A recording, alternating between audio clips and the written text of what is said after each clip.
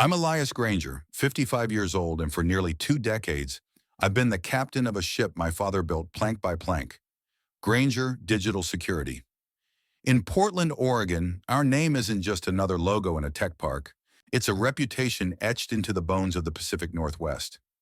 Cybersecurity for the Fortune 500, corporate espionage defense, the kind of quiet guardianship big companies pay a premium for because they know that in the digital world, shadows can steal more than thieves in ski masks. I'd grown into the role the way a tree grows into the wind, tested, bent, but anchored deep. My mind has always been wired like the systems I protect, running scenarios, anticipating breaches before they happen, and sealing holes before anyone else even knows they're there. It's that mindset that saved the company. It's also the same mindset that shattered my marriage. For years, I thought I'd built my personal life with the same careful firewalls I used in business. Ivy and I had been together since I was 37. She had a smile that seemed to belong in glossy magazines. Warm enough to draw you in, polished enough to convince you she meant it. She said she believed in the family business, the long nights, the endless client dinners. We had 2 kids, Michael and Emily, and I thought we were solid, not perfect. Nothing is perfect, but stable. They were my anchor. Ananawani, it's 8 months before it all blew apart. My father, the man who had worked through flu seasons and market crashes, was diagnosed with pancreatic cancer. Pancreatic. You don't need to be a doctor to know what that means. The doctors at OSU gave us the kind of timeline you don't write on calendars because every tick of the clock sounds like a nail being driven in. In those months, my father seemed to shrink, not just in body, but in the way he sat quieter at family dinners, letting conversations drift without his input. Ivy was there, attentive. She laughed at his stories, poured him tea, made sure he had his sweater when the evenings turned cold. I remember thinking, and I hate myself for it now, at least I have her in my corner through this. I didn't know I was watching her rehearse. But the funeral was held at Powell Butte Cemetery. October in Portland can be a cruel kind of beautiful. Clouds hanging low, air damp enough to cling to your skin, leaves slick underfoot. The whole tech community seemed to show up that morning. My father had mentored so many young professionals that you couldn't walk 10 feet without someone shaking your hand, sharing a memory, or offering a hug. I stood near the casket as it was lowered, the sound of the straps groaning against the weight cutting through the murmured prayers. My shoes sank into the soft earth. I was aware of everything: the dampness in the air, the smell of wet grass, the faint tang of flowers that had been out in the cold too long. That's when Ivy appeared. She moved with the kind of calm you reserve for boardrooms or courtrooms, not funerals. In her hand was an envelope. Her eyes were steady, almost unreadable. "Elias," she said, her voice low, almost polite, "I need you to sign these." Even before I opened it, some part of me knew. Divorce papers, the ink still fresh enough to smell. I stared at her. "You're serious? Now?" Her gaze didn't flicker. "The timing isn't ideal, but this needed to happen. According to your father's will, the family assets transfer to me as the surviving daughter-in-law. My attorney says it's ironclad." Behind her, I felt more than saw movement. Michael and Emily stepping closer. My kids. Michael spoke first, his voice cutting through the drizzle. "Dad, we've made our decision. We're changing our last name to Reed, Mom's new partner. He can give us opportunities you never could." Arthur Reed. The name was a blow that didn't land all at once. It spread like ice in my veins. My business partner of 7 years. The man I'd let into my company, my home, my trust. Emily wouldn't meet my eyes. "We want to live with Mom and Arthur. He understands us better than you ever did." The world didn't tilt or spin. It narrowed. I saw the grave, the envelope, Arthur's smug face in my memory, and something inside me didn't snap. No, snapping is too fast, too noisy. This was quiet, cold, precise, like a vault door closing. I wish I could tell you this came out of nowhere, that I'd been blindsided. But in truth, my instincts, the ones that made me successful, had been whispering warnings for months. It started small. Ivy's phone always turned screen down. Late nights at her marketing job that didn't line up with her office's clock-out times. Credit card charges from restaurants she never mentioned. And Arthur, always so interested in our financial structure lately, asking about real estate portfolios, the family trust, liquid capital. Casual questions that didn't feel casual when you ran them through a security analyst's mind. The real turning point was July. Our IT department flagged unusual access patterns. Client files and financial records opened at odd hours, far outside business norms. The digital fingerprints pointed to Arthur's credentials. And that's when the firewall in my personal life started coming down. To a wide routine, I hired Marcus Webb, former FBI, built like a retired linebacker, the kind of man who could blend into a crowd yet see everything. Within weeks, Marcus had photos. Ivy and Arthur at the Heathman Hotel. Different nights, different excuses, same betrayal. But the affair was just the surface. The real danger was the probate attorney they were meeting, Victoria Steinberg, infamous for bending inheritance law until it screamed. That's when I realized this wasn't infidelity, it was a hostile takeover. I had months of evidence stored away like ammunition.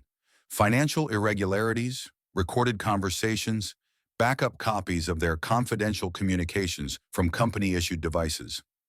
My attorney, Patricia Morrison, was already briefed. We both knew that when the time came, this would move from betrayal to federal crime. But my father was still alive back then, and he loved Ivy like a daughter. I wasn't going to shatter his last months with the truth. So I did what cybersecurity experts do best. I watched. I waited. I set traps they wouldn't see until they were already caught in them. The funeral was Thursday. By Monday, Arthur and Ivy made their first real mistake. Monday came with the kind of hard blue sky Portland gets between storms. The air felt scrubbed clean, but inside the office the pressure was already building. I was at my desk by 6:58 a.m. Lights off, blinds half drawn. The building's climate system hummed like white noise. I didn't open email. I watched the dashboards. Granger Digital Security runs its life on dashboards. Network telemetry, endpoint activity, identity access, money flows. Most people think cybersecurity is about firewalls and scary red alerts. The reality is pattern recognition. Noise, noise, noise, then a note that doesn't belong to the song. At 7:12, the note arrived. Our Treasury Monitor, a simple rules engine on top of the bank's API feed and our ERP, pinged a weekend authorization. Large, weekend, offshore. The three words that make CFOs and prosecutors become best friends. 2 minutes later, Janet Kim knocked once and slipped in, closing the door with that quiet, urgent energy only people who've seen a few wars carry in their shoulders. Elias, we have a problem. I didn't look away from the screen. How bad? She crossed to the monitor. $2.3 million, initiated Saturday Pacific Strategic Consulting, Cayman Registry. It's queued for release today. I kept my voice level. Do we have SWIFT details? Prepped but not submitted. Our bank flagged the counterparty country and put a soft hold for human review. But it's still within the allowed tier unless we intervene. And credentials? Arthur's digital signature, logged through his SSO token. We both knew a signature doesn't mean a person, it means a key. Keys can be borrowed, stolen, or persuaded into hands that shouldn't hold them. But this one smelled like Arthur. I could practically hear his "it's just business" voice he used when explaining away gray areas. Freeze external wires above 50, I said. Effective immediately. Tell the bank it's an internal audit window. 48 hours. Janet nodded, then hesitated. Do I loop Arthur in? Not yet. I finally looked at her. I want to see how he plays it blind. She understood. That's why she was my CFO. While she handled the bank, I opened our SIEM. 6 months earlier, I'd slipped a layer into our identity stack that didn't announce itself on org charts, honey tokens, and canary documents. Engineers love elegant traps. I prefer sturdy ones. We seeded the environment with decoy vendor folders, fake PDFs, spreadsheet shells, inbox rules that only existed for a thief. If someone touched those, we got a whisper, not a siren. Arthur had touched 3.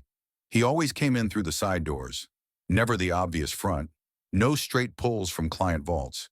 He'd skim nested folders titled with bland accounting jargon, aspiring to the kind of invisibility that corporate crooks believe in. But the decoys were tagged at the kernel level. You can turn off logging in the app. You can't turn off physics.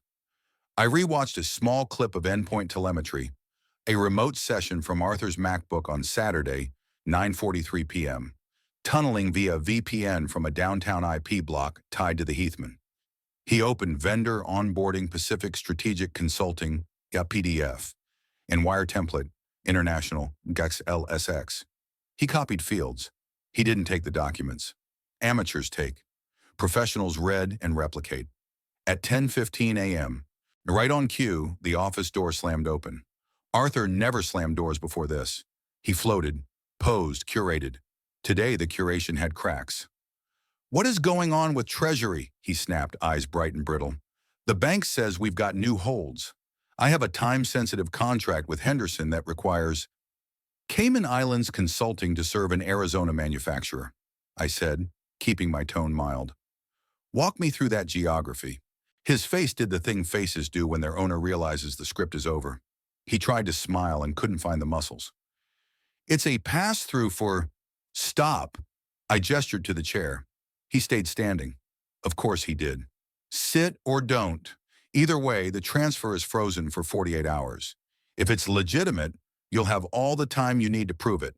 He swallowed. "You can't unilaterally—" "I can when the signature is yours and the counterparty is a shell."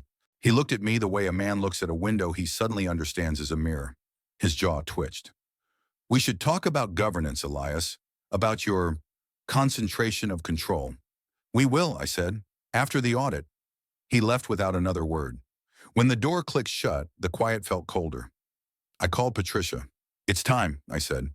"On it," she replied.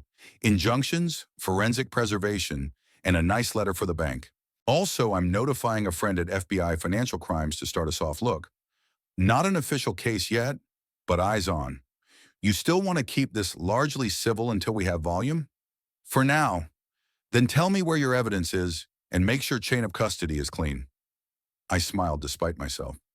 "Come on, Patricia, we write the chain." "Fair," she said. "Send me read-only packages. I'll coordinate imaging for anything outside your server boundary." I hung up and looked out the window at a slice of autumn sky. The city looked normal. People moving, coffee lines, bikes in the bus lane, a man walking a dog in a puffer jacket too early for the season. Somewhere a crane swung a load of rebar.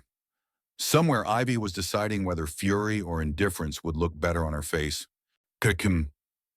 6 months earlier, when the access anomalies first lit up, I had done two things that felt like betrayal, even though they were protection. I mirrored Ivy's company phone and placed a silent rule on Arthur's inbound email. Both devices were ours, company issued, company managed. In tech, people blur lines between personal and professional until they can't remember which is which. Our policy did. I kept the lines bold. Mirroring isn't sexy. It's just plumbing. Backups are routine. The trick is never announcing which backups someone should care about. Most of the time, the content bored me. Calendar invites, team chatter, flight confirmations that contradicted working late, wellness app notifications. In between were threads that didn't look like crimes so much as mindsets. Arthur's signal messages to a number saved as VS, confirmed later as Victoria Steinberg, were methodical. Questions about survivorship clauses, cross-default language, interlocking guarantees. He wasn't hunting cash alone. He was mapping the inheritance lattice, looking for load-bearing clauses he could pry loose. Ivy's messages took a different shape. Performance. She was rehearsing becoming the wronged widow's daughter, a woman who had given everything to this family and was owed what the old man always promised. Narcissists rehearse as carefully as trial lawyers. She had lines, pauses, an image of herself she wanted reflected back by anyone wearing a suit. What neither of them understood, or maybe they did and just didn't believe it, was that the will they planned to juggle wasn't a single document. It was a brick inside a wall of documents. My father's estate plan was not a napkin with a signature. It was a system with feedback loops. Asset protection is a mindset you live long before you need it. Dad liked to say, We guard other people's secrets for a living. Why would we treat our own carelessly? The day of the funeral, their timing had felt like a knife. By Monday, it felt like a signature on a confession. At noon, Janet pinged me. Bank confirmed the hold. They'd like a joint call at 1 p.m. with you and Arthur to revisit thresholds. Schedule it, I replied, but he's not getting in that call. Wes invited only the bank's risk officer and their legal liaison. When they joined, we kept it clinical. Me. We're placing a temporary elevation in controls due to internal governance review. Bank. Understood. We also flagged the counterparty. Me. Please append that flag to our enterprise profile. Any wire to PSC Cayman requires two-person authentication, CFO plus CEO, plus voice callback with phrase verification. Bank. Phrase verification? Me. Yes. We'll supply a phrase that changes weekly. This week's phrase is Powell Butte in October. I hung up and exhaled. If Arthur needed money, he'd have to break two people and a phrase he didn't know existed. The next move would be legal. Patricia filed her injunctions that afternoon, but the more interesting play was quiet. She served preservation notices to 3 cloud providers, a hotel group, and a boutique law firm in the Pearl District known for creative probate strategies. The notices aren't proof of anything. They are nets. If a file disappears after a preservation letter lands, judges tend to assume the worst about whoever hit delete. I went home before 5. I moved slowly through the house like I would through a crime scene I was trying very hard not to contaminate with anger. On the hall table lay a stack of sympathy cards addressed in careful cursive. In the kitchen, a casserole from a neighbor steamed under foil, the smell of mushrooms heavy and kind. Ivy wasn't there. Her car gone, her coffee cup still in the sink like a prop from a tasteful showroom. I stood in the doorway of my son's room. Michael had left a pair of sneakers under his desk, heels kicked down so hard they'd folded. A small thing, stupid, but it made my jaw ache. Parenting is the daily work of lifting small things. Betrayal is dropping them all at once. I texted both kids. Dinner at 7 if you're home. Your choice. 1 gray check, 1 blue. At 7:25, Emily came in with red eyes and an apology that stumbled. She hugged me with the awkward strength of a teenager in a storm she didn't cause. Michael didn't show. I didn't push. When you're being manipulated, pressure turns rocks into diamonds or dust. And I wanted my son back in one piece, not sparkling and shattered. We ate in the quiet way people eat when grief and strategy sit at the table. I told her the truth because lying to children to protect them often does more damage than the truth said cleanly. Is Mom in trouble? She asked finally. Yes. Did you know before the funeral? Yes. She nodded like someone hearing forecasted rain finally hit the roof. Okay, she whispered. Okay. We cleaned plates. I made tea. She went to bed without looking at her phone, which in 2025 is how you know a kid has been hit hard. Kiddo's Tuesday began with a knock that wasn't a knock. It was a badge shown through frosted glass. 2 agents, 1 man, 1 woman. The man introduced himself as Special Agent Coyle. The woman was Special Agent Nguyen. Their tone was neutral in that trained way that lets people project their hopes. We're not opening a case, Nguyen said, but since Miss Morrison reached out, we wanted to get a sense of what you have and what you intend to do with it. Preserve it and, if necessary, present it, I said. We prefer civil remediation first. If the scope crosses thresholds, I let the sentence find its own end. It found the number I'd been running in my head, $800,000. The line between bad behavior and federal problem is not just dollars, it's patterns. Wire fraud, conspiracy, interstate coordination. But numbers help judges understand patterns. We walk them through the evidence room we keep because we are the people other companies call when their evidence rooms aren't good enough. Racks of drives, tamper tags, a small whiteboard where chain of custody IDs land and get photographed with timestamps. The agents nodded like people who appreciate when a pro keeps things professional. Do not tip him, Coyle said before they left. If you want him clean on a wire, let him believe he's clever. He already believes that, I said. It's his religion. They smiled with their eyes and were gone. At 10:03 a.m., Arthur requested a leadership stand-up and invited only me and Janet. He booked the big glass conference room with the view of the river because people who need symbols choose glass and water. He launched straight in. I think we need to revisit our governance. We've scaled into a different niche.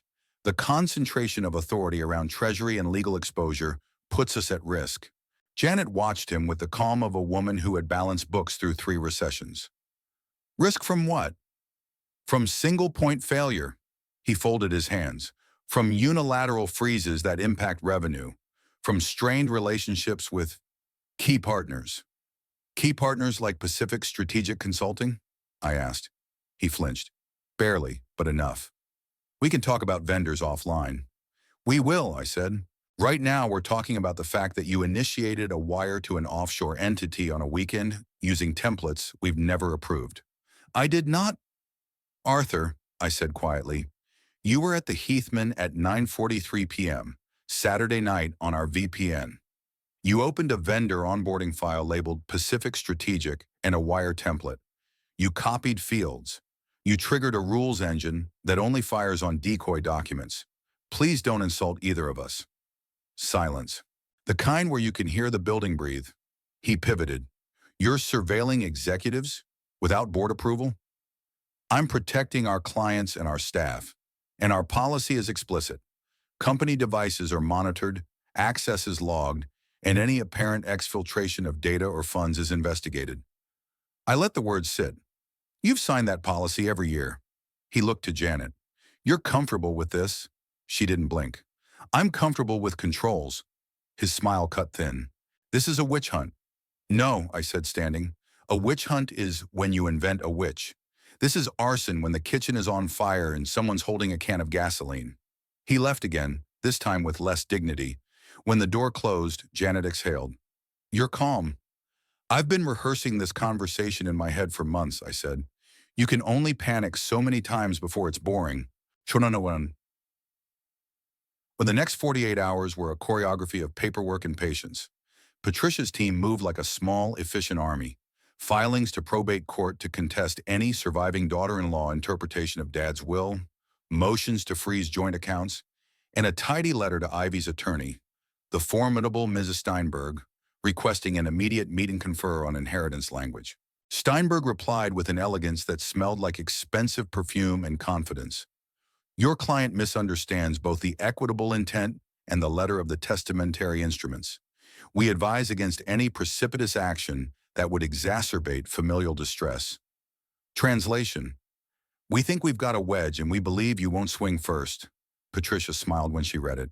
She's good, she said, but she's arguing from fog. We have documents. She has interpretation.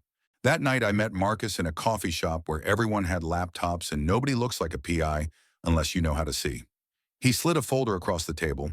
Yes, paper, and a flash drive with a serial numbered sticker. 2 more meeting, he said. Heathman again, plus a bar in the Pearl. Ivy and Arthur with Steinberg's paralegal. Talked around terms, expectation, spousal contribution, familial reliance. Future promises dressed up as past rights, I said. Exactly. Also your kids. He softened his voice. Arthur took Michael to a car lot last week. Let him test a BMW. Emily got a campus tour at a private school with someone who could pull strings. I stared at the foam on my coffee until the leaf pattern stopped being a leaf. Thanks, I said. Send the digital copies to Patricia's secure portal. Keep tails on Arthur, but don't spook him. I want his habits, not his paranoia. Marcus nodded. You'll get both eventually, he said. But we'll start with habits. Wednesday morning broke open with news I expected and still hated. Ivy's attorney filed a petition claiming entitlement to interim spousal control of certain family assets based on historic reliance and the decedent's representations. It was bold. It was also a tell. They were trying to grab early before the net tightened. Patricia was ready. She filed a countersuit referencing a clause that Ivy's team had either missed or chosen to pretend didn't exist. Bad actor carve-out for any beneficiary who engaged in financial elder abuse or material fraud against the estate holder. The clause didn't name Ivy. No clause ever does. But it didn't need to. Evidence fills in names. The court scheduled an expedited hearing for Friday. Friday, a week after the funeral. 7 days is a short time to watch a marriage end and a conspiracy overreach. It is also enough time for a trap to close if you build it properly. Midday, Janet messaged me. Arthur asked Treasury for an exception on the hold. Claimed this is sabotage. What did you tell him? That exceptions require a board vote. We'll have one, I said. Invite him. Invite our outside counsel. Invite the bank's risk officer. She sent a thumbs up that somehow felt like a salute. At 3 p.m., Arthur knocked without waiting for an answer and sat without being asked. The last of his polish was gone. In its place was the slickness of a man trying to outrun something he can't name out loud. I've been loyal to this company, he said. I brought in accounts you couldn't touch. I kept us alive during that Q3 slump. Now you're treating me like a criminal because I tried to move funds for an expansion you don't understand. I watched him like I'd watch a command line output scroll too fast, looking for the phrase that matters. You initiated a wire to a shell corporation using a weekend tunnel, and you've been probing the edges of the family trust with a probate attorney known for games. You're not an expansion, you're an exploit. He leaned forward. When did you become so paranoid? When did you become so reckless? I asked back. Or was it always this way, and I gave you too much benefit of the doubt? He stared at me. You can't prove anything. I smiled, and it wasn't kind. Arthur, the thing about running a security company is that we build time machines. Logs are time machines. Backups are time machines. The past isn't gone here. It's indexed. He stood and tried one last line, the one con men love because it works more often than it should. You're making a mistake you can't walk back. I already walked back from trusting you, I said. Everything after that is easy. He left. Through the glass, I watched him cross the bullpen with a pace that said he was either going to call his lawyer or his next mistake. Maybe both. Wednesday night, Michael came home. Not for dinner, for his passport. Where are you going? I asked. He didn't meet my eye. Seattle weekend. One with who? He shrugged a teenage shrug, weaponized by centuries of sons who don't want to answer. Friends? Arthur? Silence then. He's not all the things you think. Maybe, I said, but some of the things he is will end him. I don't want them taking pieces of you on their way down. He slung the passport into his backpack. Mom says you're controlling, that you hide things, that you only care about the business. Anger wanted to talk. I didn't let it. I care about the business because it feeds a lot of families. I care about you because you're my son. Those are not competing priorities no matter what she says. He paused in the doorway. I could see the fight behind his eyes, the one between the story he'd been sold and the one the evidence would tell when it arrived. You always have to be right, he said. No, I said softly. I always have to be precise. He left. The door shut gently, which somehow hurt more than a slam. I stood in the foyer and remembered being 17, and certain adults didn't understand anything, least of all me. Then I went back to my study and drafted a letter addressed to both kids. Not to send, not yet, but to have ready. A clean description of what I knew, what I suspected, what I'd prove, and a promise that I would never weaponize love to win an argument. They could read it when the world went loud. Last week on Thursday, the bank's risk officer joined our board meeting, which was really 3 people at a table and 1 man already convicting himself. Patricia dialed in. Janet had her numbers. I had my restraint. Arthur started with his opening statement, something about agility and global partnerships. The risk officer listened, then quietly asked for documentation. Contracts, counterparties, due diligence. Whatever sustained the claim, this was a service engagement and not what it obviously was. Arthur produced nothing. He'd expected a bluff and found himself asked for cards. Patricia cleared her throat. Mr. Reed, she said, lawyer polite. Our review indicates repeated access to restricted financial folders outside of business hours and the initiation of a wire to an entity that does not appear on our approved vendor list. Until we complete a forensic accounting, you'll be placed on administrative leave with pay. Please return company devices by end of day. IT will escort you to collect personal effects. He laughed in that brittle way men laugh when panic is trying to exit through their mouth. This is a power play. It's a control play, I said. Control is what we sell. If we can't exercise it internally, we don't deserve our clients. He didn't stand. He stared at me as if he could change the shape of my face by will. You think you've won? This isn't winning, I said. This is patching a leak. When he finally stood, he did it slowly, like he wanted the movement to be remembered.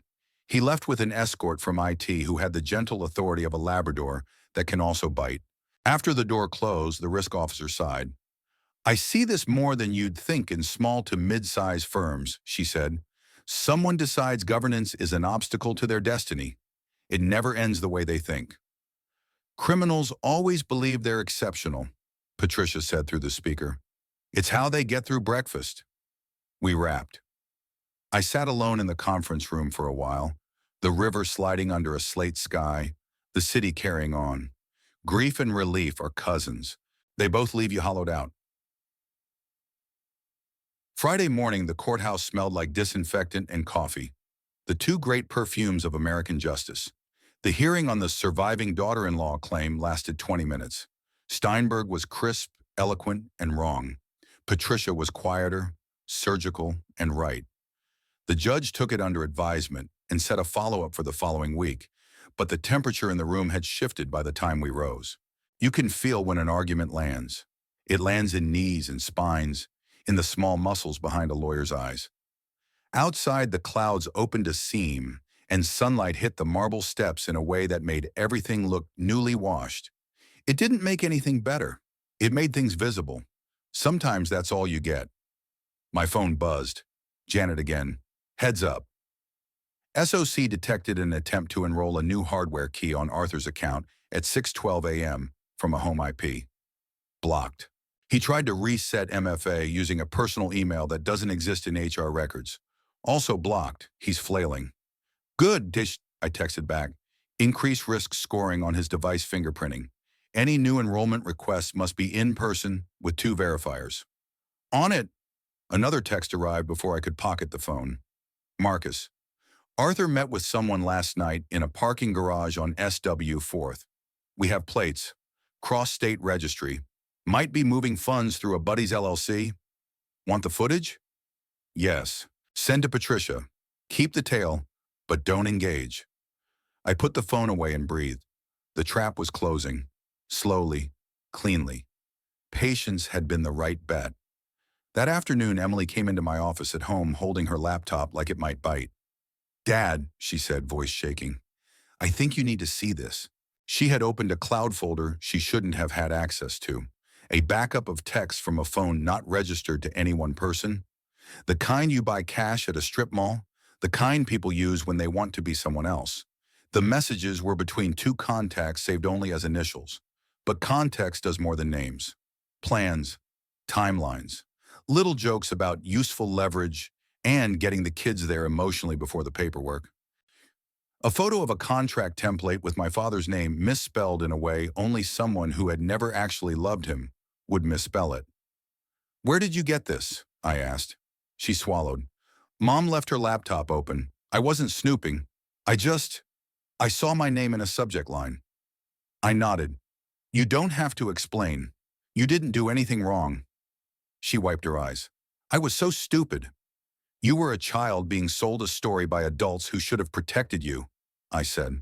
That's not stupidity. That's trust misused. She nodded and sat on the edge of the chair like a bird that wasn't sure it could stay. Are we going to be okay? She asked. Yes, I said. Not today, not tomorrow, but yes. Will she go to jail? I don't know, I answered honestly, but consequences are coming. For both of them. She stared at the screen, then at me. If Michael sees this, he'll come home. We'll give him the choice to see it, I said, and we'll love him even if he doesn't. That's how he'll find his way back. She nodded again, stood and hugged me longer than she had since she was 9. After she left, I forwarded the folder to Patricia, stamped with our internal evidence ID and a hash that would survive a courtroom. Patricia called within 5 minutes. This is devastating, she said, and useful. Useful feels like the wrong word, I admitted. It is, she said gentler, but it's the right one for the work. We'll move to amend our filings. Also, with your permission, I'll update the agents. They'll want to see this. Permission granted. When I hung up, I closed my eyes and let the quiet of the house wrap around me. Somewhere upstairs, Emily's music played softly. In the yard, a squirrel performed a slapstick routine on our cedar fence, tail jerking like a metronome. Life kept going. It always does, even when yours pauses. At 6 p.m., my phone rang with a number I recognized and had hoped not to see again this soon. Ivy. I considered letting it roll to voicemail. I answered. Elias, she said, voice smooth like a radio host's. We need to talk. We're already talking. In person. No, she exhaled, a practice sound. You're making this uglier than it has to be. Your father wanted. Don't use his name like a key, I said, calm but hard. It doesn't open anything here anymore. Silence crackled. Then her voice changed. A new channel. Colder. Do you really want the kids to see you do this? They're already choosing with their feet. They'll choose with their eyes, I said. It'll take time, but eyes always win. You think you're so pure. I think I'm thorough. She laughed, not well. You were always tedious with your rules. Rules keep planes in the air, I said, and families from burning down. Then why is ours ash? Because you brought a match to a gas line and called it a candle. She hung up first. I let the dial tone run in my ear for a beat longer than necessary, then set the phone down like a tool I was finished with for the day. The house was dim. I turned on a lamp. The pool of light on my desk made the papers look important and the wood warm. I thought about my father. Not the last version of him, thin and tired, but the one who taught me to sand a table until it was smooth enough to make you want to run your hand over it for no reason at all.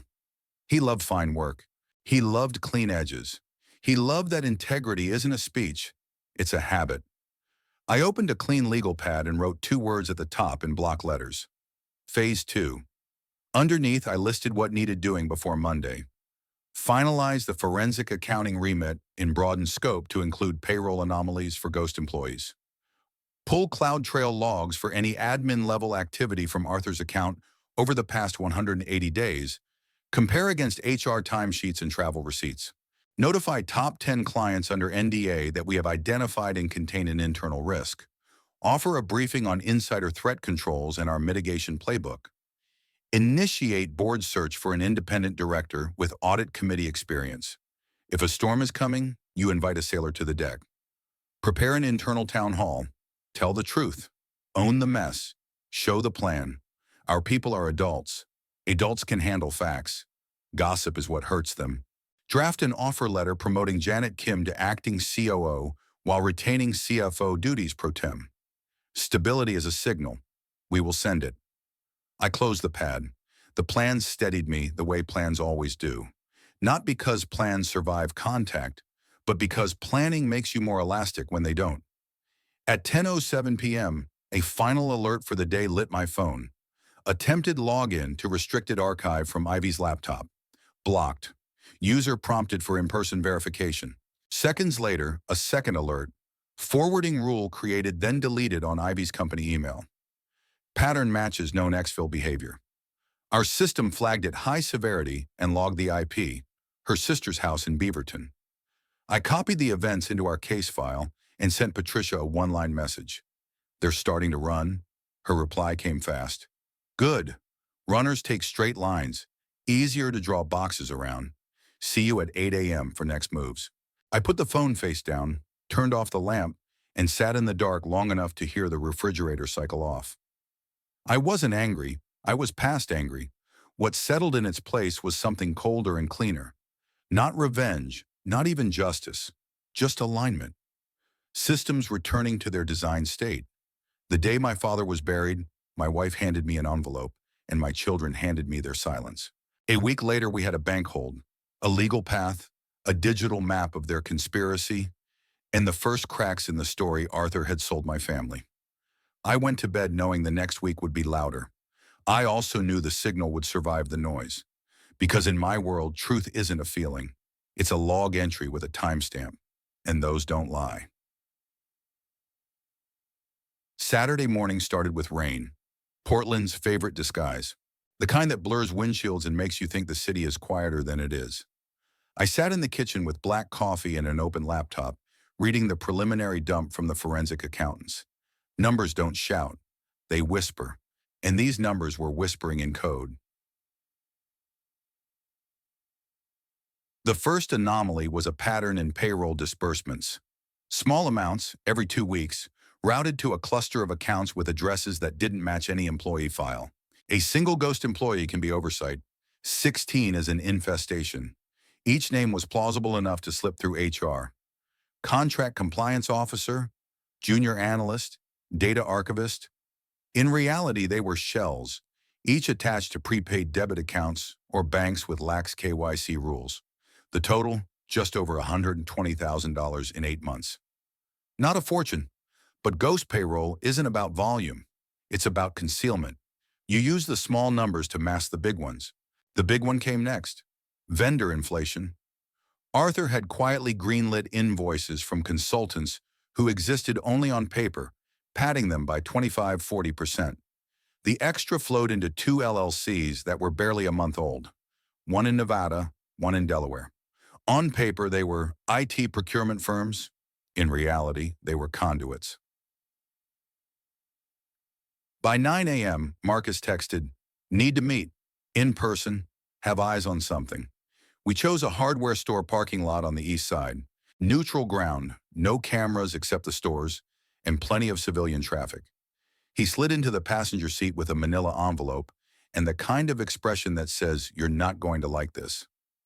Arthur's been moving around a lot more since Wednesday, Marcus began. Different coffee shops, 30-minute meetings. He's not going to the office at all now.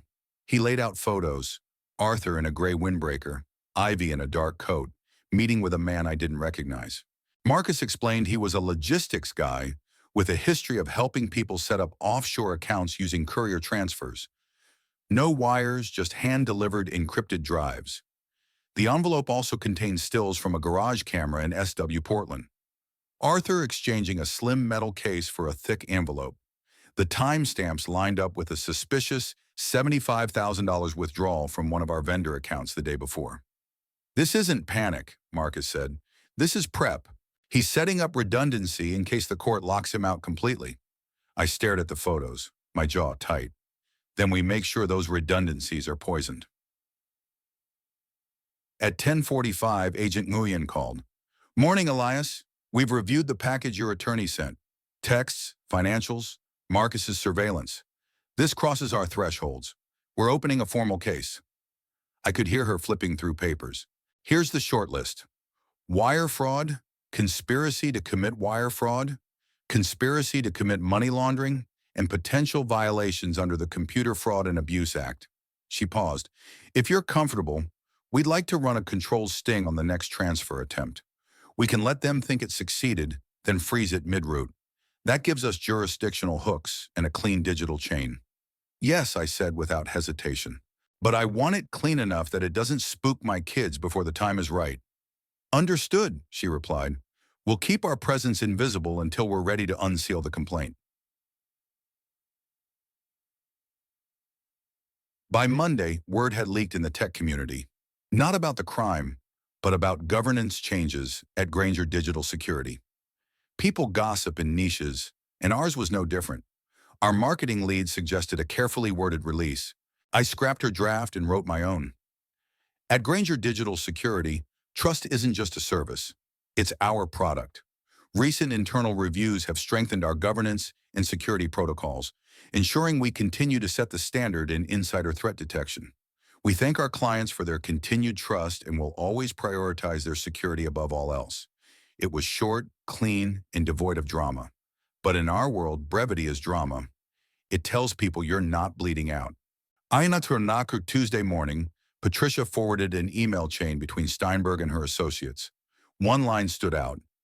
"If we can frame Elias as emotionally unstable following his father's death, we can argue his actions are retaliatory, not protective." This wasn't about money anymore. It was about narrative. They wanted to make me the story. Patricia grinned when I read it. They're overreaching. A good sign.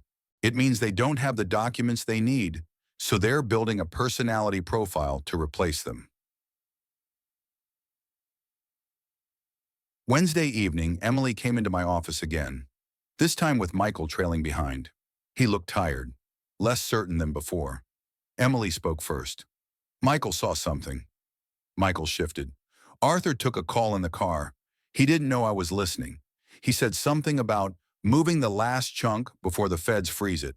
When I asked him about it, he told me I was too young to understand business. I kept my face still. How did that sit with you? Michael's eyes finally met mine. Like I've been an idiot. You weren't an idiot, I said quietly. You were played, and I'm sorry you had to hear it this way.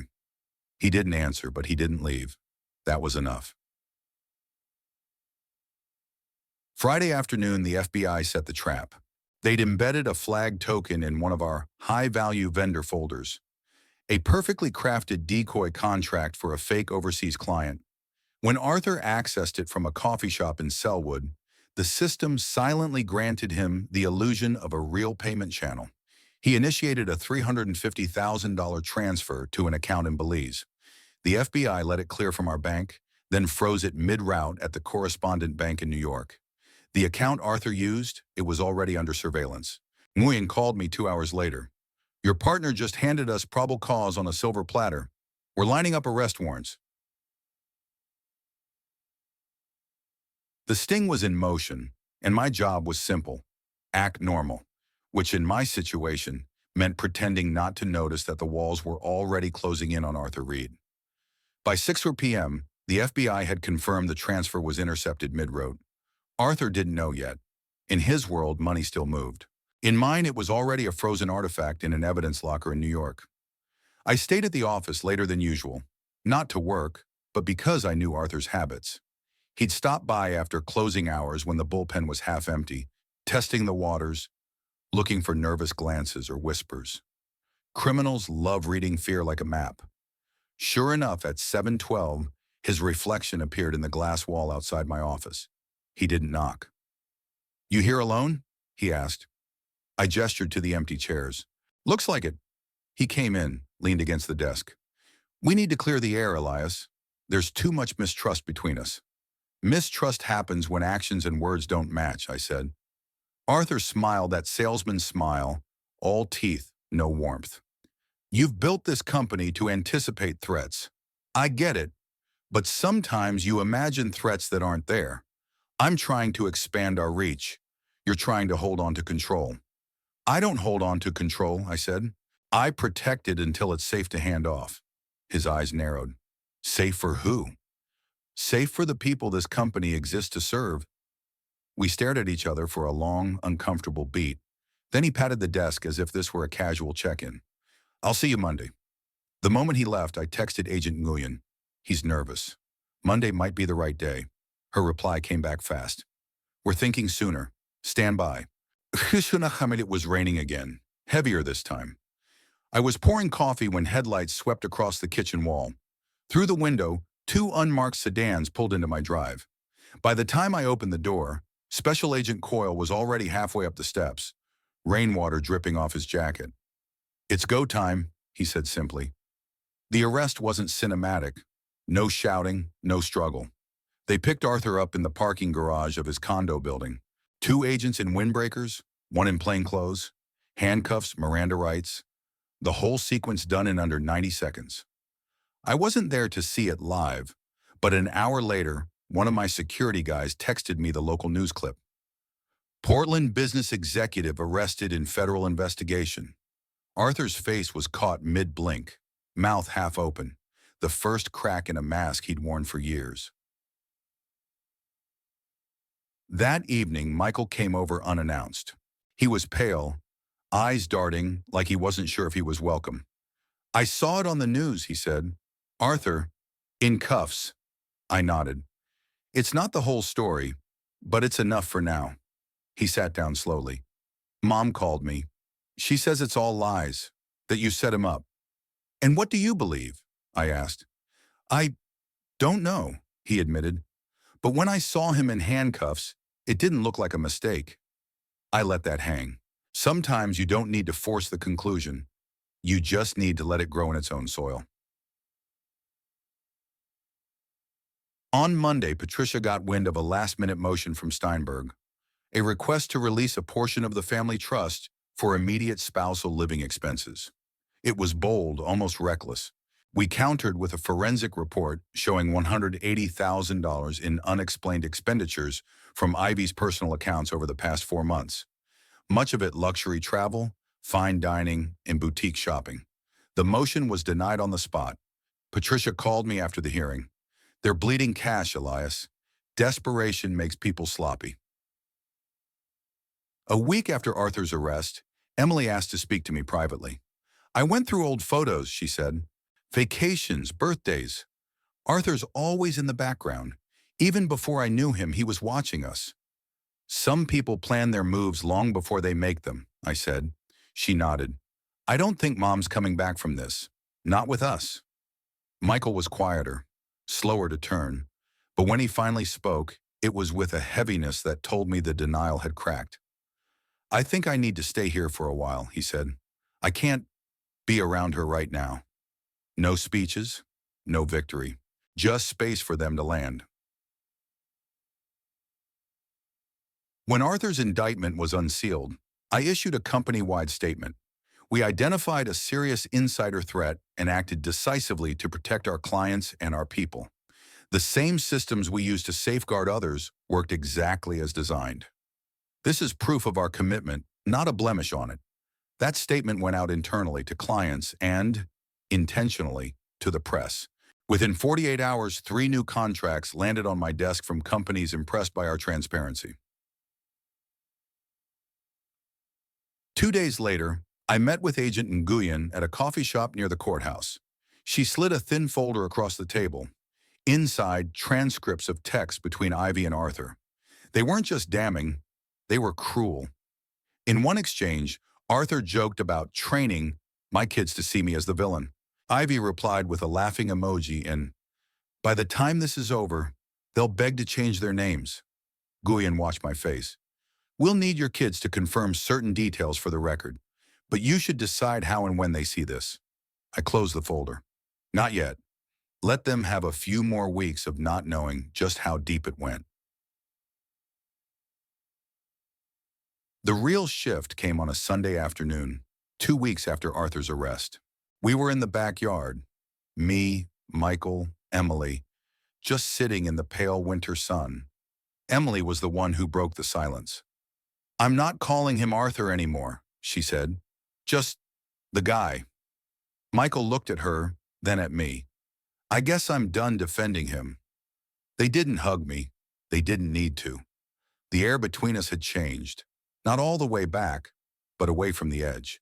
I know we're one by late February, the pretrial motions were coming faster than the winter storms off the Pacific. Steinberg was trying everything. To suppress the texts, to question the validity of the digital forensics, to paint me as a grieving son turned vindictive CEO. Patricia dismantled each argument like she was peeling the skin from an orange. One smooth pull, no waste. In one hearing, Steinberg tried to argue that my monitoring of Ivy's company-issued phone was a violation of marital privacy.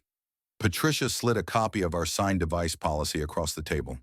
The judge read it, looked up, and said, "This is clear. Motion denied." Ivy was in the courtroom that day. She wore a black dress, hair pulled back, the picture of restraint. But when the motion was denied, she shifted in her seat. Just enough for me to see the crack in her composure. Shermanoridum. Gunnar Arthur's legal team attempted a different angle, that he was acting under the guidance of senior leadership, and that certain funds were earmarked for undisclosed expansion projects. The FBI's Financial Crimes Unit countered with a slideshow, not of charts and graphs, but of Arthur himself.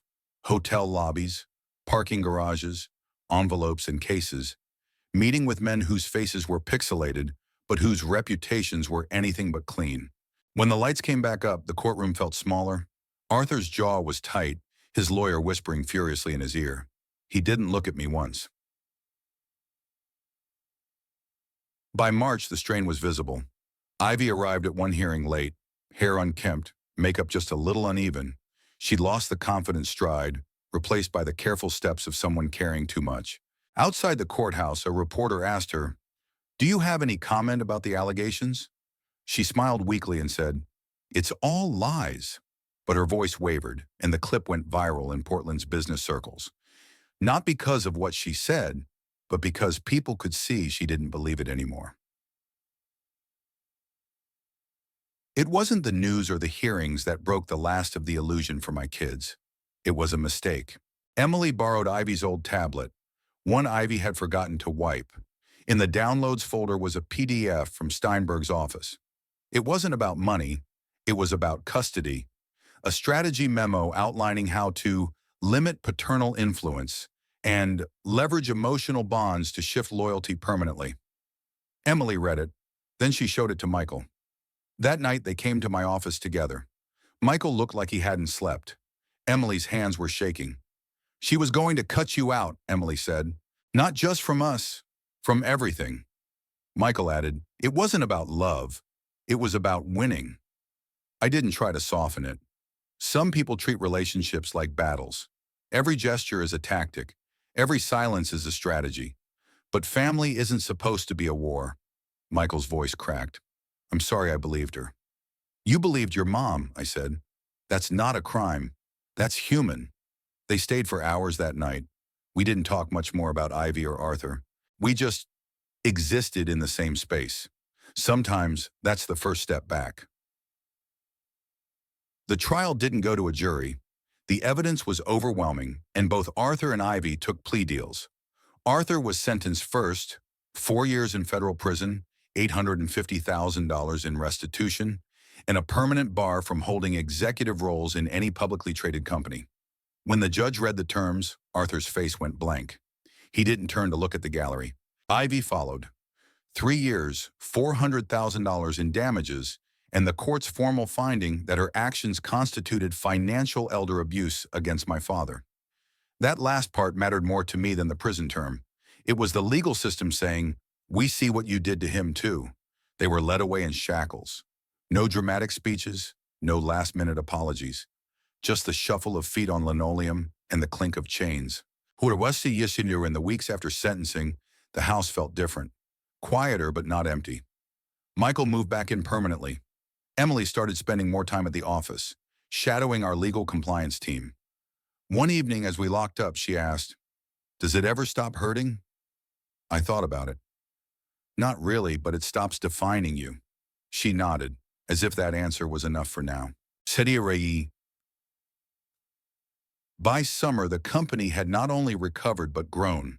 Several major banks had signed with us after hearing about our internal threat containment. Harvard Business Review reached out about a case study. We'd stabilized, but I knew part 3 wasn't just about the business. It was about building something stronger with my kids and about deciding what to do with the legacy my father had left, one that had survived a siege from inside. I could feel the next chapter taking shape. 6 months after the sentencing, I stood in the same office I'd worked in for nearly 2 decades and realized it didn't feel the same. The walls hadn't moved. The desk was still the same walnut slab my father chose. The city skyline still shimmered behind glass. But the air had changed.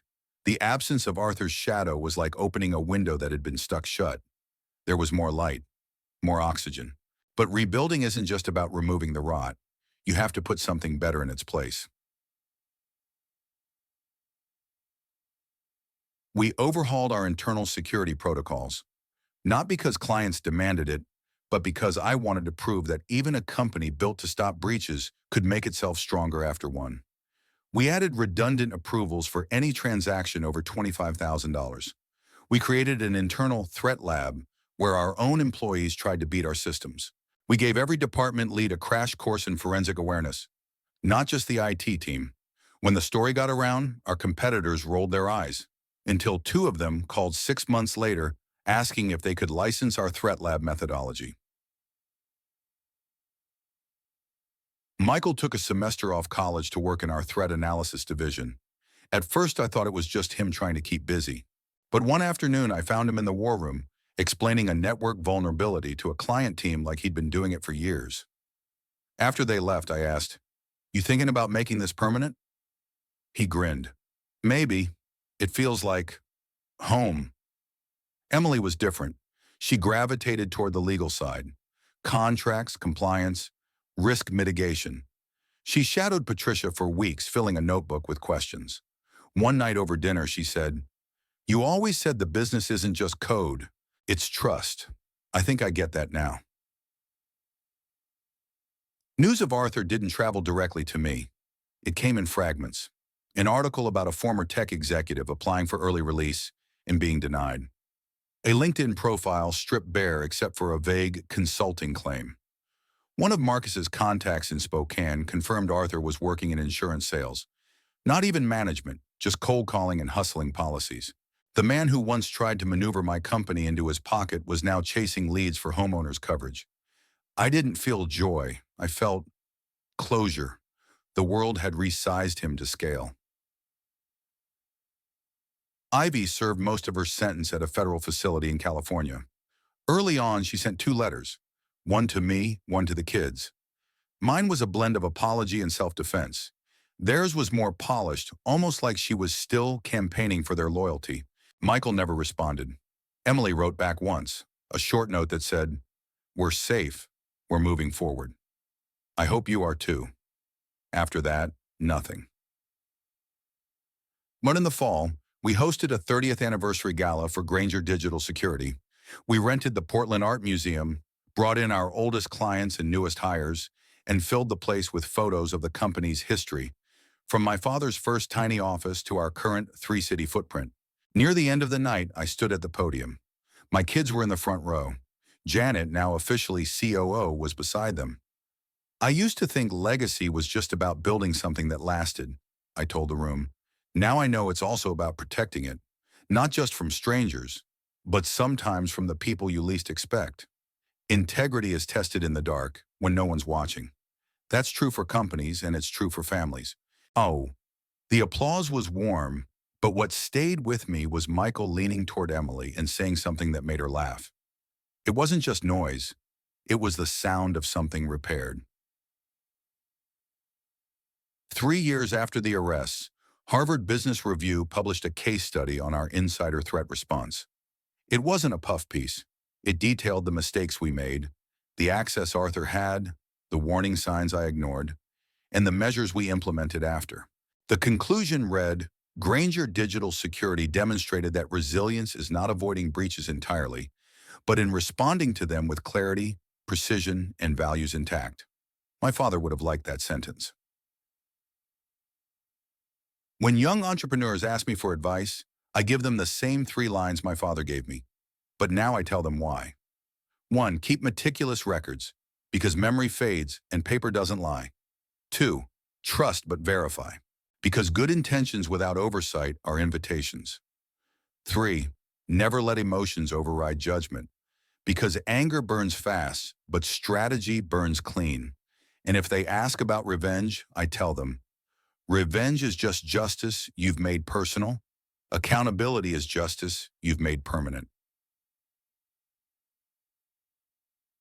One rainy afternoon, I found myself back at Powell Butte Cemetery, standing by my father's grave. I told him about the company's growth, the kids, the scholarship we'd started in his name. As I turned to leave, the rain eased. A thin strip of sunlight cut through the clouds and landed right on the headstone. For the first time in years, I didn't feel like I was standing in the shadow of that October morning. I felt like I was standing in its light.